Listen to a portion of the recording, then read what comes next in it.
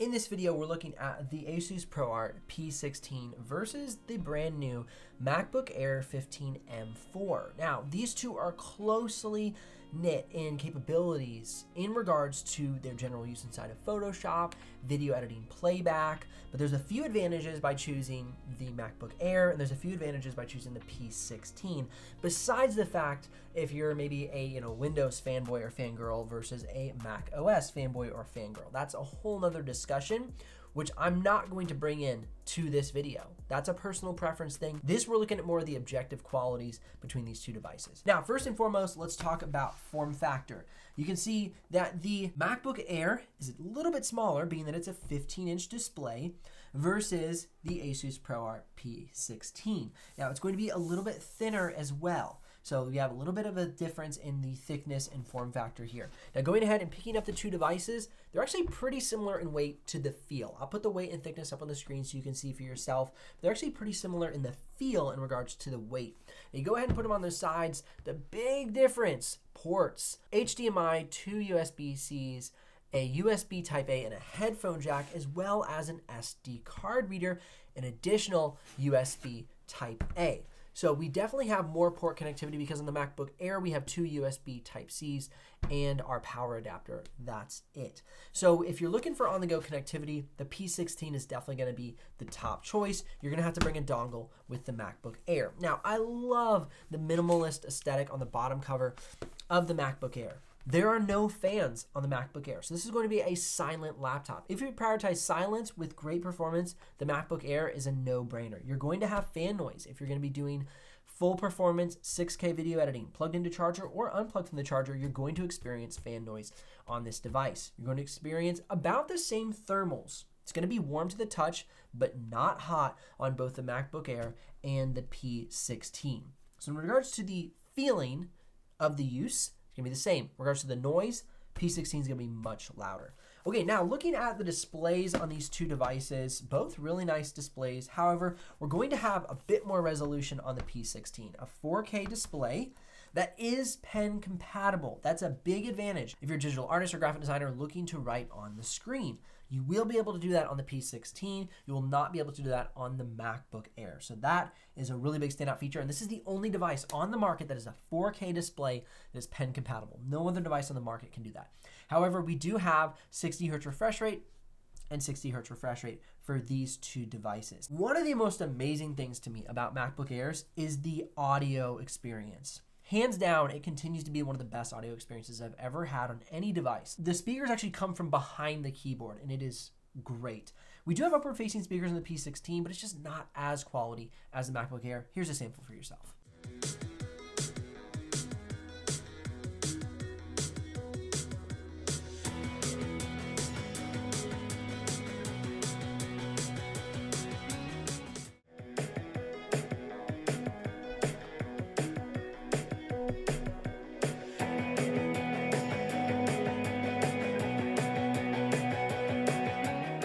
Now, they both have webcams on the top bezel. Here's a sample of those webcams so you can hear them for yourself. This is the webcam on the Apple MacBook Air 15 and a little sample of the audio for you as well. This is the webcam on the Asus ProArt P16 and a little sample of the audio for you as well. In this video, I put these two laptops head to head because they are pretty close in price point. And for me, I'm not about diving into a $3,000+ MacBook Pro 16-inch. I think for me, if I were making a purchasing decision, I'd be deciding between a MacBook Air 15 with say 24 or 32 gigs of RAM and a P16. Now there's all different levels of the P16 as well. We have one starting at about $18.99, but currently I just saw it on sale while I'm filming this video at Best Buy for I think $16.49. So you can get it for almost the exact same price. This is the 24 gig model of the MacBook Air 15. This is the 32 gig model with the RTX 4060 of the P16, okay? So some differences. However, huge caveat, they never sent me an RTX 4060 version of the P16. So unfortunately, the benchmarks I have are 32 gigs of RAM RTX 4070 or 64 gigs of RAM RTX 4070. Very annoying, I understand, doing my best here. That's what I have to share with y'all today in a moment. So keep an eye out for the benchmarks in just a moment. Okay, now the keyboard experience. Fantastic large manual click glass trackpad on the P16. We do have a haptic trackpad on the MacBook Air. Both are great, both feel good, both are really responsive, good click. Here's a sample so you can hear for yourself.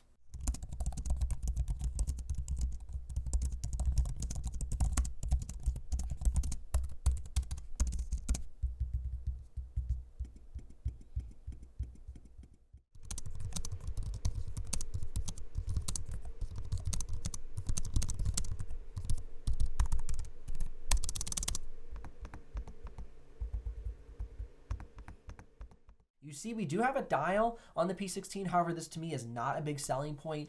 The physical dial in years past was much more beneficial, and the dial that is on the trackpad, to me, it isn't really an added benefit. I did not see a lot of personal use where it elevated my workflow. Just being super transparent about that in this year's model. I wanted to love it. I wanted it to be great. It just isn't as useful as I had hoped for. Okay, now let's talk battery life. That is without a doubt a non-compete. We get at least 15 hours of battery life on the MacBook Air and no sleep drain. That's a big deal. So if you basically shut down the laptop, as in just shut the lid at the end of the day, goes to sleep, let's say it's at 80%, you'll wake up the next morning, it should be 80, maybe 79% at the worst.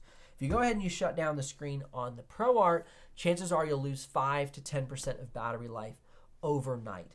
It's very annoying, and it's one reason why I continue to go ahead and reach for the MacBook Air as my on-the-go device for the past 2 years. It's just much more, the little things, like the little things that really matter to me are accomplished on the MacBook Air. Good battery life, no sleep drain, easy to use operating system. And I said I wouldn't split hairs about the operating system, but I do love the simplicity, especially when I'm traveling. It just is a much more functional experience for me personally. I'm definitely looking towards the ZBook, not gonna lie. Or if ProArt launches with the new AMD Ryzen AI Max Plus 395.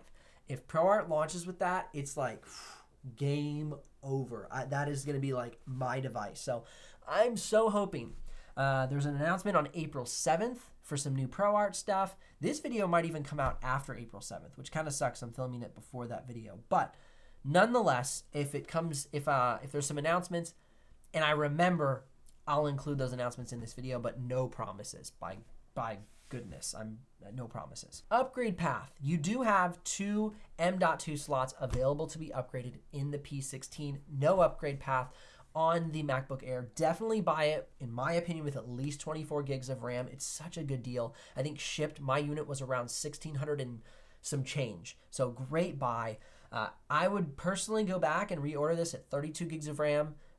So that way I just had a little bit more ceiling while in video editing. If you go watch my full video editing live stream, you'll see it was using about 16 to 18 gigs of RAM for video editing. Same thing with the P16. My recommendation would be at least 30. Well, it comes with 32. If you can get the 64 gig, that'd be great. More RAM will highly benefit you in so many capacities. But again, this was about upgrade path. You can upgrade the 2 M.2 slots in the P16. No upgrade path for the MacBook Air. Okay, let's dive in. If we're looking at the simulated benchmarks, you can see the results. They vary. We have lower multi-core performance for the MacBook Air as compared to the high single-core performance. That really surprised me. I saw great single-core performance out of the new M4 chip, but then the multi-core performance did not match up on the charts where I thought it would. I thought it would be a little bit higher, especially for the Geekbench. But as we move into the Photoshop benchmark, a clear winner. That single-core performance is really strong. Clear winner for the MacBook Air on the overall Photoshop score. However, if we're talking about doing something like AI Denoise, we see better performance out of the P16. 35 seconds for the AI Denoise feature inside of Lightroom Classic versus about 9 to 15 seconds. I can't remember it off the top of my head. I'll list it officially on the benchmark charts, but around 9 to 15 seconds for the P16. So substantially better AI task functionalities within Photoshop out of the P16. So keep that in mind. If you're somebody considering 3D modeling, the P16 is your choice. 3D modeling is not cut out for the MacBook Air. So Autodesk 3ds Max, Autodesk Maya, PTC Creo, SolidWorks, all of those are going to be a W for the P16. Now, looking at video editing, both laptops have smooth 6K video editing. Slightly smoother out of the P16 with a dedicated GPU, but keep in mind you're going to have fan noise. This is going to be a complete silent experience.